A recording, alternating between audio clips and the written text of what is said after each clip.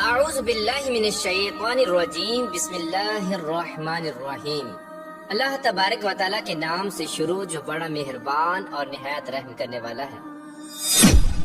پیارے دوستو، اللہ تبارک و تعالیٰ قرآن پاک میں ارشاد فرماتا ہے کل من علیہا فان ویبقى وجہ ربک ذو الجلال والاکرام، اور جو کچھ بھی اس زمین پر ہے وہ فنا ہونے والا ہے اور تیرے رب عز و جل کی ذات باقی رہنے والی ہے جو صاحب جلال ہے اور اکرام کرنے والا ہے۔ پیارے دوستو، جب قرب قیامت پہلی بار سور پھونکا جائے گا تو یہ دنیا تباہ و برباد ہونا شروع ہو جائے گی۔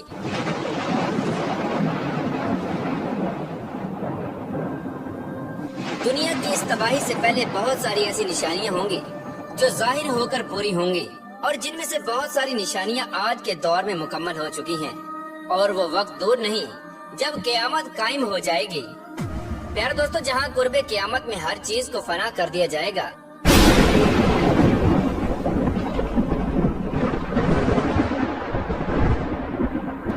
وہیں قیامت کی ایک بہت بڑی نشانی یہ بھی ہے کہ قرب قیامت خانہ کعبہ کو گرا دیا جائے گا۔ پیارے دوستو، آج کی اس ویڈیو میں ہم آپ کو بتائیں گے کہ قیامت کی یہ نشانی کب پوری ہوگی،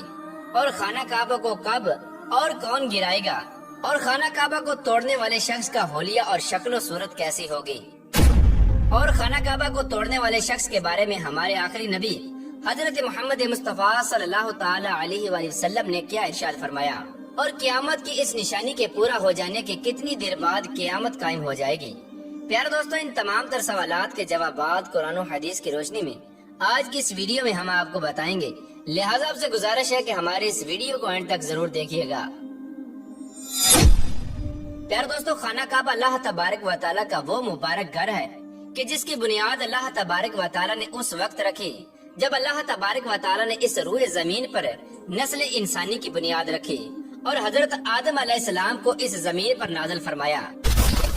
پیارے دوستو، حضرت آدم علیہ السلام نے سب سے پہلے خانہ کعبہ کو اپنے مبارک ہاتھوں سے تعمیر کیا، اور اس تعمیر کے اندر حضرت جبرائیل علیہ السلام بھی شامل تھے۔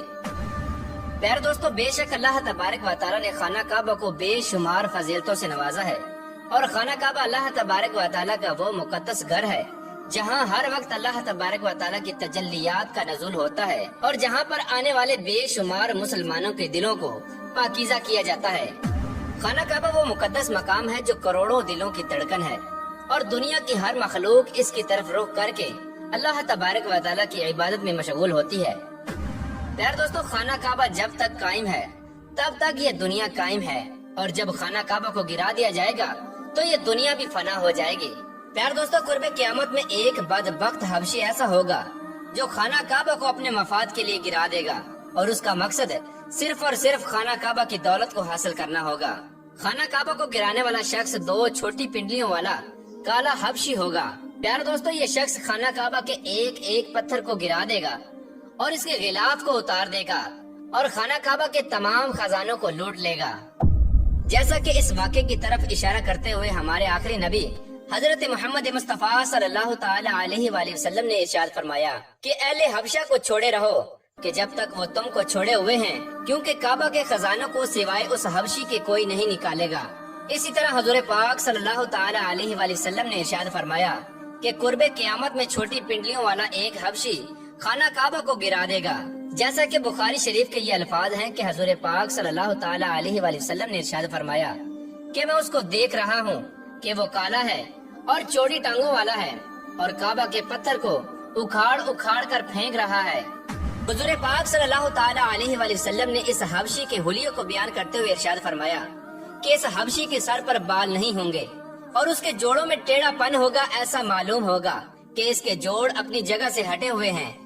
مزید حضور پاک صلی اللہ تعالی علیہ وآلہ وسلم نے ارشاد فرمایا کہ یہ شخص خانہ کعبہ کو لوہے کے ایک آلے سے شہید کرے گا۔ پیار دوستو، بات کرتے ہیں کہ خانہ کعبہ کو آخر کب گرایا جائے گا، اور ایسی نوبت کب آئے گی کہ جب یہ شخص خانہ کعبہ پر حملہ کرے گا اور خانہ کعبہ کو گرانے میں کامیاب ہو جائے گا۔ تو اس کے متعلق روایات میں آتا ہے کہ حضور پاک صلی اللہ تعالی علیہ وآلہ وسلم نے ارشاد فرمایا کہ جب لوگ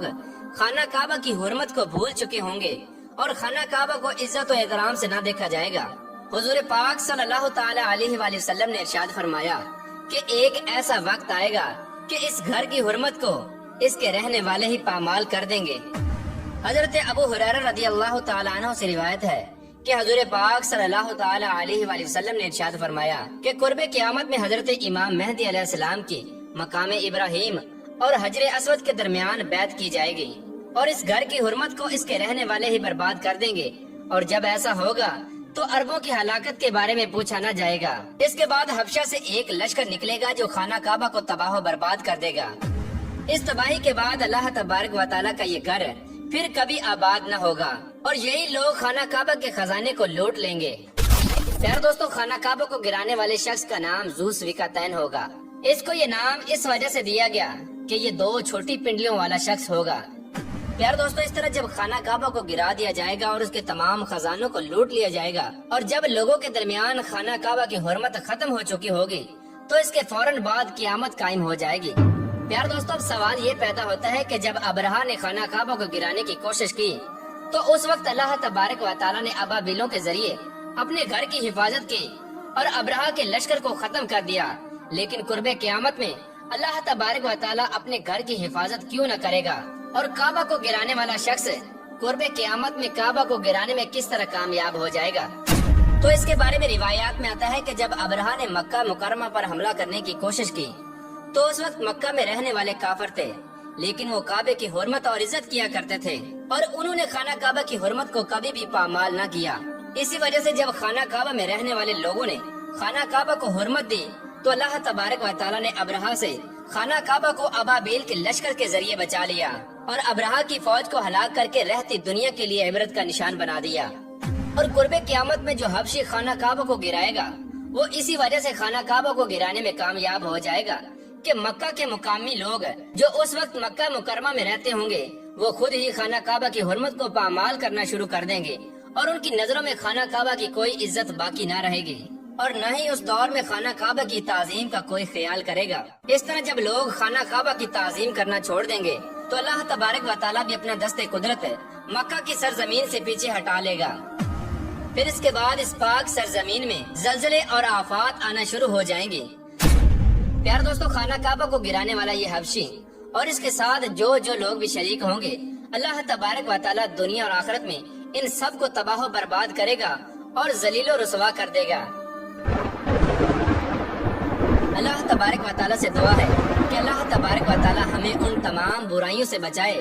جن برائیوں کی وجہ سے پہلی قومیں ہلاک ہوئیں،